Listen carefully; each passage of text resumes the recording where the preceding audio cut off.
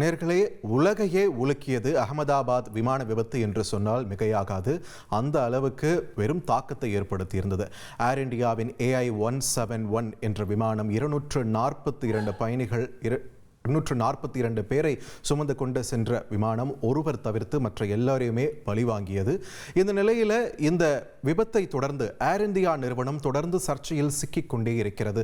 செய்திகளில் ஏதாவது ஒரு விதத்தில் அடிபட்டு கொண்டே இருக்கிறது அப்படின்ற ஒரு விஷயத்தையும் நம்ம பார்த்துக்கிட்டே தான் இருந்தோம். இந்த நிலையில் தற்பொழுது என்ன நடக்கிறது இந்த விவகாரத்தில்? ஏன்னா ஏர் இந்தியாவோட CEO விபத்து தொடர்பாக வெளியிட்ட இரங்கல் செய்தி தொடர்பாக ஒரு புதிய சர்ச்சை ஒன்று வெளியாக இருக்கிறது. அது மட்டும் இல்லாமல் இன்னைக்கு மட்டுமே நிறைய விமானங்கள் ஏர் இந்தியா விமானங்கள் ரத்தாகி இருக்கின்றன. அதனைத் தொடர்ந்து பல்வேறு சர்ச்சையான சம்பவங்களும் அரங்கேறி கொண்டிருக்கின்றன.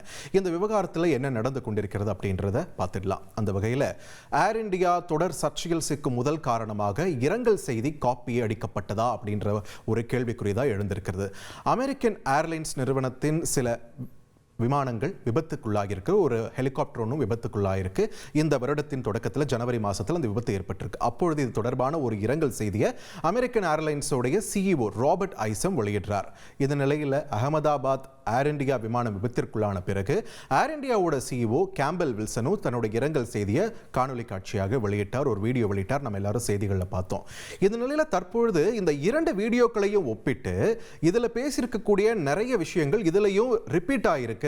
ஸோ இந்த ஸ்பீச்ல இருந்து இது காப்பி அடிக்கப்பட்டதா இல்ல ரெண்டு ஸ்பீச்சுமே AI மூலமாக எழுதப்பட்ட ஸ்பீச்சா அப்படின்ற ஒரு விமர்சனம் போயிட்டு இருக்கு. ரெண்டுத்துல எதுவா இருந்தாலுமே கேம்பல் வில்சன் இதற்கு சரியான ஒரு அப்ரோச் கொடுக்கல அப்படின்ற ஒரு குற்றச்சாட்டு அவர் மேல முன்வைக்கப்பட்டிருக்கு. இந்த நிலையில ஏர் இந்தியா விமானங்கள் இன்று தொடர்ந்து ரத்தாகி வந்த செய்தியும் சர்ச்சை மேல் சர்ச்சையாக மாறி இருக்கிற அந்த வகையில் சர்வதேச விமானங்கள் மட்டும் எடுத்துக்கிட்டீங்கன்னா பாருங்க, AI-906 என்ற துபாயிலிருந்து சென்னை வரக்கூடிய விமானம், AI-308 டெல்லியிலிருந்து மெல்பர்ன் செல்லக்கூடிய விமானம், AI-309 மெல்பர்னிலிருந்து டெல்லி வரக்கூடிய விமானம், AI-2204 துபாயிலிருந்து ஹைதராபாத் வரக்கூடிய இந்த 4 சர்வதேச விமானங்களும் இன்று ரத்து செய்யப்பட்டிருக்கின்றன. தொடர்ந்து ஏர் இந்தியா விமானங்கள், உள்நாட்டு விமானங்கள் 4 விமானங்களும் ரத்தாகி இருக்கின்றன.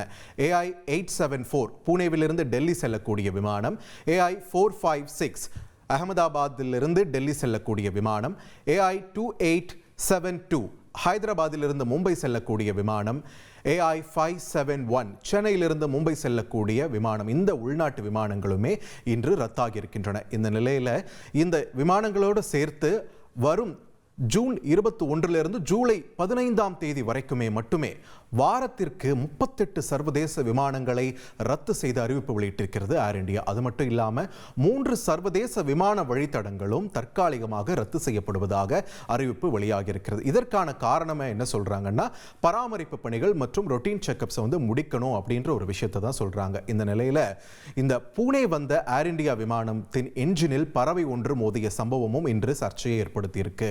இது வழக்கமாக நடக்கக்கூடிய ஒரு ஆக்சிடென்ட்னு தற்போது இருக்கக்கூடிய ஒரு சூழல்ல நம்ம கடந்து போக முடியாது. கொஞ்சம் எக்ஸ்ட்ரா காஷியஸா இருக்கணும் அப்படின்றதுனால இது என்ன இருக்கு, இந்த பறவை மோதிய அந்த விமானம் AI-2470 என்ற அந்த விமானம் புனேக்கு தரையிறங்கின விமானம். அதன் பிறகு செக் பண்ணப்பட்ட போது தான் இந்த பறவை மோதின விஷயம் தெரிய வந்திருக்கு. ஸோ ரிஸ்க் எடுக்க வேணாம் அப்படின்ட்டு டெல்லி நோக்கி அதனுடைய பயணம் ரத்து செய்யப்பட்டிருக்கிறது. பயணிகளுக்கு ரீஃபண்ட் கொடுக்கப்பட்டிருக்கிறது. இல்லைன்னா ஆல்டர்னேட் டேல உங்களுக்கு பயணம் நீங்க மாத்திக்கலாம், ரீஷெடியூல் பண்ணிக்கலாம் அப்படின்ற ஒரு ஆப்ஷனும் கொடுக்கப்பட்டிருக்கு.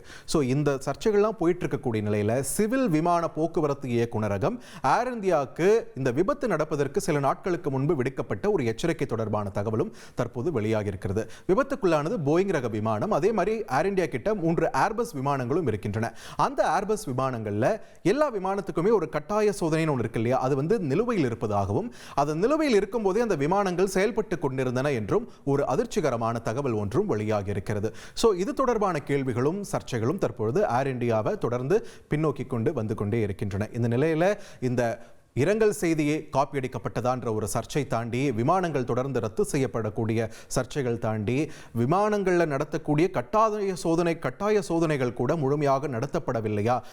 அப்போ மற்ற விமானங்களில் இத்தனை நாட்களாக ஒரு 2-3 கிளிச் இருந்தா கூட நீங்க விமானத்தை இயக்கிட்டு இருந்தீங்களா என்பது மாதிரியான கேள்விகளை பொதுமக்களும் சமூக ஆர்வலர்களும் எழுப்பக்கூடிய ஒரு களத்தையும் நம்மால பார்க்க முடிகிறது. இதுக்கெல்லாம் ஏர் இந்தியா என்ன பதில் சொல்ல போகுது அப்படின்றத தாண்டி, ஏர் இந்தியா பயணிகளுடைய பாதுகாப்பை உறுதி செய்வது மட்டும் இல்லாம அதை டிரான்ஸ்பரண்டாக இருக்கணும், பயணிகளுக்கு அந்த உத்தரவாதம் வெளிப்படையாக இருக்க வேண்டும் அப்படின்ற ஒரு விஷயத்தையும் இங்க கட்டாயமாக்க சொல்லியிருக்காங்க. ட்ரெண்டை ஃப்ரெண்ட் ஆக்கிக்கோங்க. 2.5 கோடிக்கும் அதிகமான தந்தி டிவியின் சப்ஸ்கிரைபர்ஸ் அண்ட் ஃபாலோவர்ஸ் குடும்பத்துல நீங்களும் இணையுங்க.